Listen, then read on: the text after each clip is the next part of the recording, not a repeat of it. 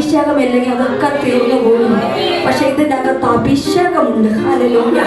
ഈ അഭിഷേകം ചില ഇരുളിന്റെ മുഖങ്ങളെ ഒന്ന് പകൽ തകർക്കും.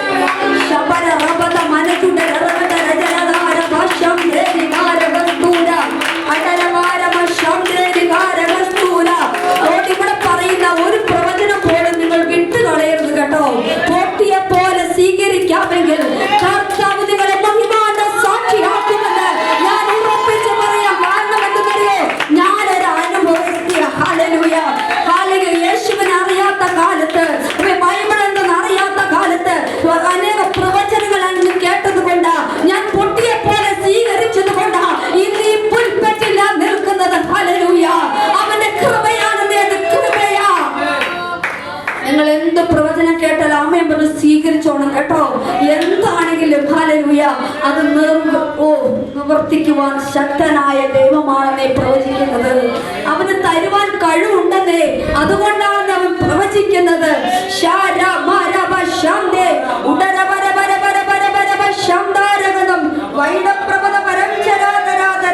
ഒരു വചനം ഞാൻ വായിക്കാം.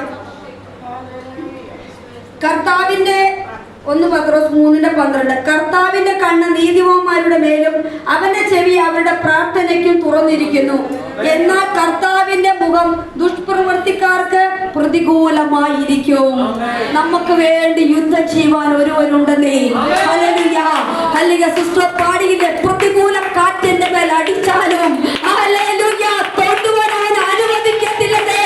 കഴിഞ്ഞ ഒരാഴ്ചക്കാലം ഞാൻ മാനസികമായി തകർന്ന സാഹചര്യത്തിൽ പോയപ്പോഴും ആ പ്രതികൂല കാറ്റിനെ അടിച്ച് തകർത്ത് കളയും. ഹല്ലേലൂയ. എന്റെ വീട്ടിൽ ജോലിക്കാരില്ലെങ്കിൽ എന്റെ പ്രാർത്ഥന നടക്കത്തില്ല. ഹല്ലേലൂയ.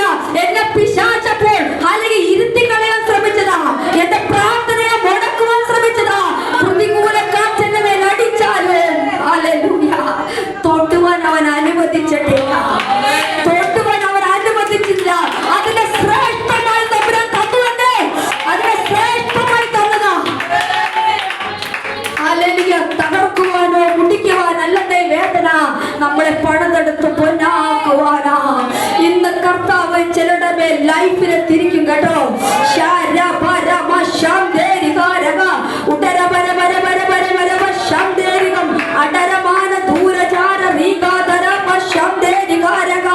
ചിലതൊക്കെ ആളിക്കത്തുന്നൊക്കെ അണയുകയാണ്.